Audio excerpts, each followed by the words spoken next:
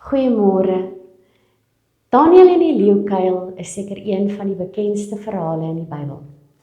Die verhaal van iemand wat, ondanks die dood wat hom in die oë staar, kies om eerder griesaam te sterf as om sy God te verloon. Ek wil hê ons moet vandag 'n prent in ons geestesoog kry van spesifiek die leeukuil. Dit was letterlik 'n groot gat of 'n opening in die grond waar 'n klomp leeu's aangehou is. Daar was net een ingang van bo af. Die leeu's kon nie uit nie en niemand sou uit keuse daar wou in nie. Onder in hierdie gat waar etlike leeu's gehou word, is dit smerig en vuil en stinkend van afval en verrotting en daar's baie min vars lug. En dit is hartverskeurend om te dink dat diere onder sulke omstandighede aangehou is. Dit was wreed, bloedig en marteling vir die mens wat daar geland het, maar ook vir die dier wat daar aangehou het. Daniël het geweet van die leeukuil. Ek dink nie daar was iemand wat nie die gebrul van die leeu's kon hoor as dit teen die mure van die kuil weergalm het nie.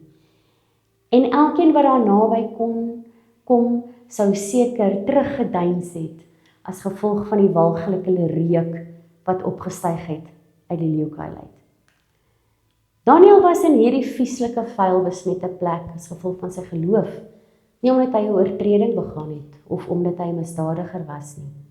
Hy was ook nie 'n armlastige niks werd wat geen bydrae tot die staat gelewer het nie. Hy was 'n minister van uitnemendheid, met wie se werk geen fout gevind kon word nie, want sy rekord was blaamloos. Dit kon ook nie wees dat Daniël jonk en sterk was en dat hy 'n rukkie teen die leeu's kon verdedig nie, amper half soos 'n sport nie. Hy was op daai stadium 78 jaar oud.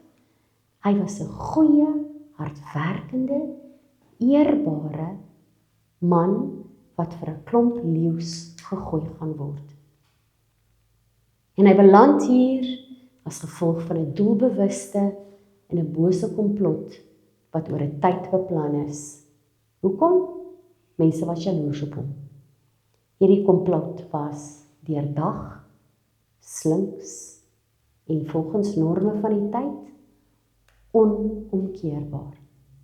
Nou en alles in ag genome, was dit die einde van die pad vir Daniël, die eertydse bandeling, die gelowige volgeling van die ware God, die eerbare regeringsamptenaar wat sy meesters met uitnemendheid gedien het.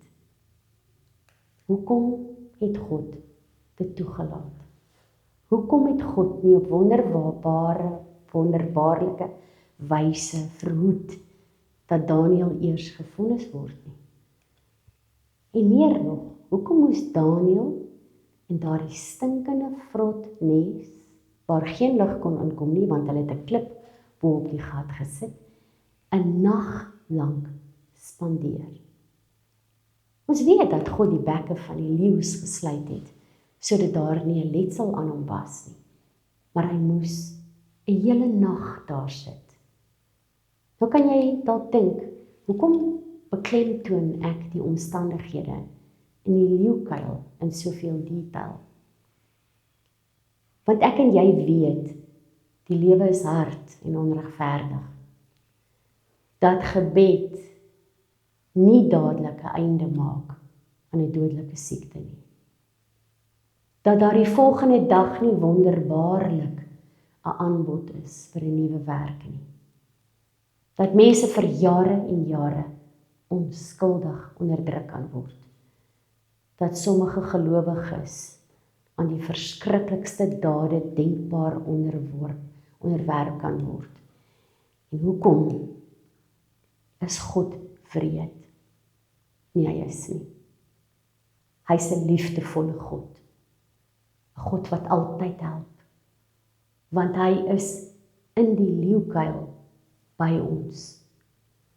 Omdat hy op 'n wonderbaarlike wyse vrede kan gee in tye wat die moeilikste is wat ons ooit kan beleef.